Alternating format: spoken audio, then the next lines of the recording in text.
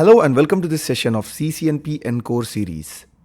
In this session, we will discuss how wireless network can be used not only for providing connectivity, but also for tracking the location of client devices. In today's modern world, wireless networks are everywhere. You go to mall, you go to hospital, you go to stores, museums, or even large venues. These wireless networks are typically designed to provide seamless coverage in all areas where users are expected. While these networks are designed to provide seamless coverage, there are times when knowing the exact location of devices is crucial, such as for asset tracking. Businesses can track valuable equipment such as medical devices in hospital, or even patients can be tracked in real time.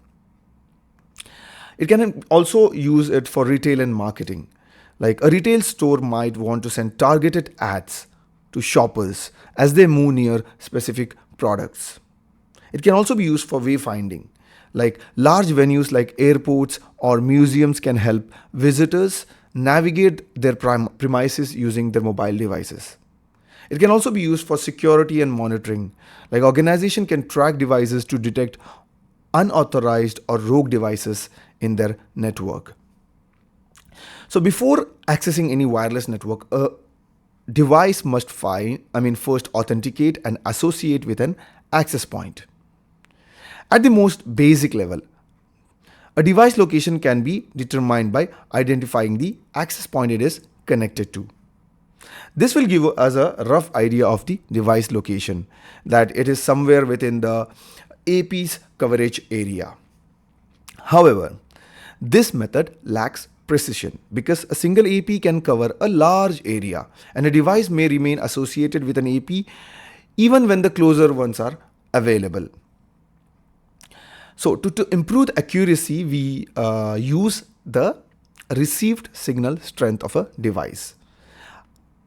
RSS or received signal strength measures how strong a device signal is at the AP and can be used to estimate its distance from an AP. Which means a client distance from an AP can be computed from its received signal strength. As you can see, the signal strength is minus 60 dBm for this laptop. So with just one AP, let's just take an example of an indoor AP with an omnidirectional antenna. Okay, we can only determine that the device is somewhere along the circular path at a fixed distance from the AP. The device can be anywhere within this coverage, right?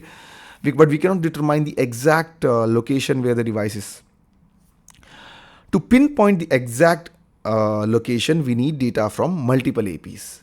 Like if you have multiple APs around, then you can correlate the result and determine where they intersect, as you can see here.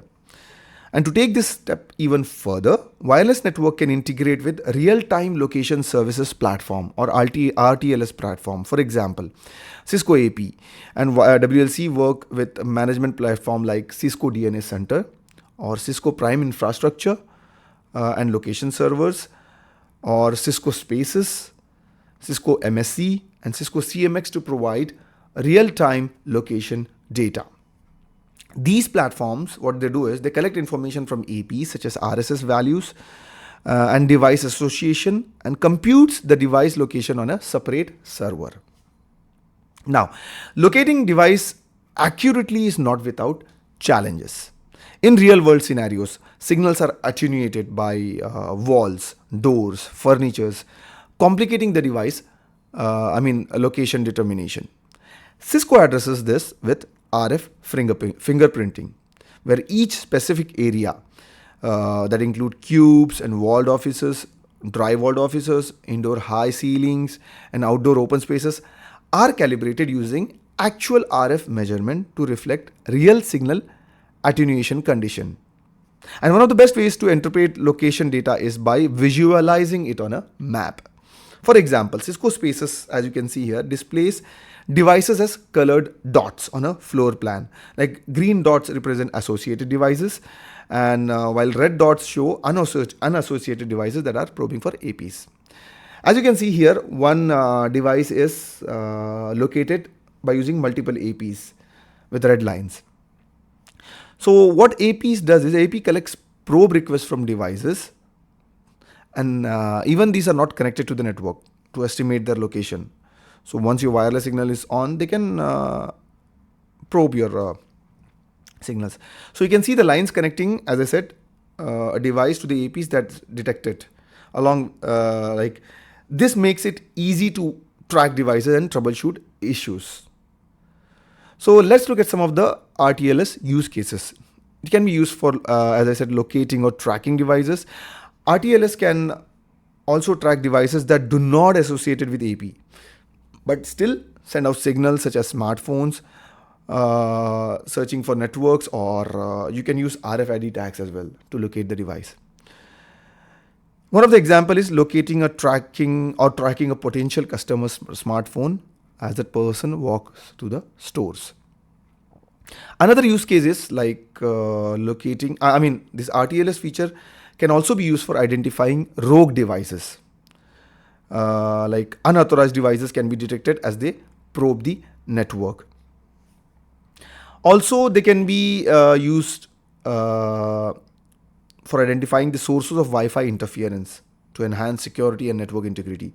Like Cisco Clean Air technology enables APs to detect non-802.11 interference sources such as cordless phones, microwaves, and approximate their location.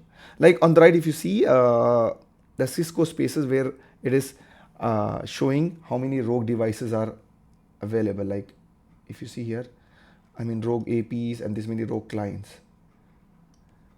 This is possible using Cisco spaces. So to conclude, I would say wireless location tracking is a powerful tool that enhances security, business intelligence, and user experience.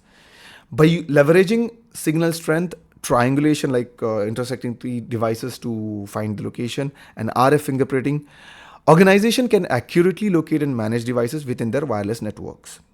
So Cisco Advanced Location Service provide real-time visibility and analytics for efficient wireless network management. That's all for this session. I hope this was informative for you. In my next session, I will discuss client density. Thank you for watching.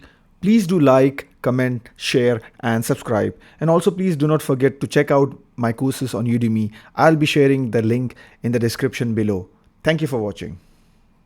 Like high wireless client density.